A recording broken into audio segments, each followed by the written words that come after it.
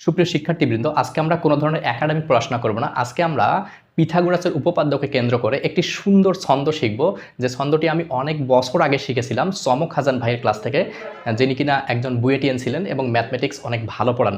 ছন্দটি ছিল এমন যে, আজ আমি যে গল্প বলবো সত্যি কোনো গল্প না, পুরো গল্পের বেশিরভাগই নিছক আমার কল্পনা, আইডিয়া সব সত্যি তাই এর গুরুত্বটাও অল্প না।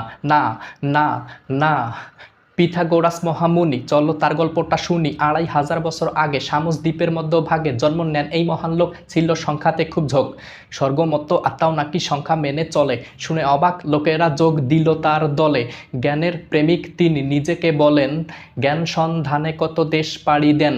জ্ঞান পিপাসা নিয়ে বুকেতে আশা নিয়ে সাগর পাড়ি দিয়ে চলে যান মিশরে। কোথায় কি জ্ঞান আছে, কোথা ওয়াইজ ম্যান আছে, ছুটে যান তার কাছে, শেখেন প্রাণ ভরে।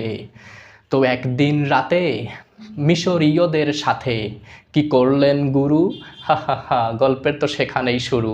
সরো তোমরা সরো, সরো তোমরা সরো, তোমরা কি যে খালি করো, শুধু জন্মাও আর মরো, বলি কিছু তো একটা ধরো। তোমরা সংখ্যা বোঝো না, তোমরা সত্য খোঁজো না, নেই জ্যামিতির জ্ঞান, শুধু করো প্যান প্যান আর করো কুটনামি, না বুঝেই পাক নামি। উফ, বোর হয়ে গেলাম আমি বলতে পারি আরও।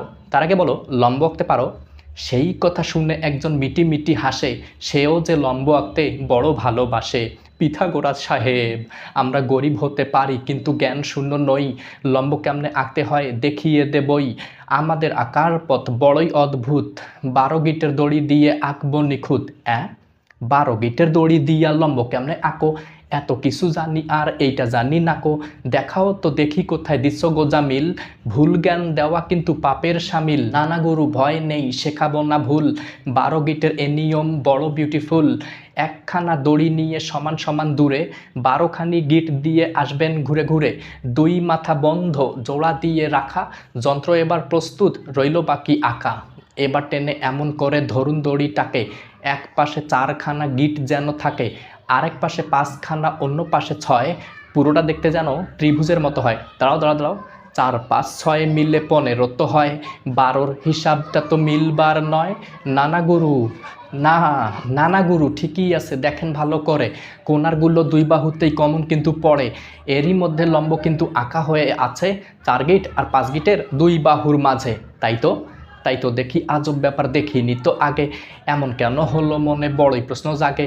সেই প্রশ্নের উত্তরটাই খুঁজতে হয়তো গিয়ে পিথাগোরাস তার সেই উপপাদ্য গেলেন পেয়ে। সত্যি আজও এই পৃথিবীর নানান রঙের খেলা, তুচ্ছ ভেবে কিচ্ছুটিকে করা যায় না অবহেলা। ধন্যবাদ সকলকে।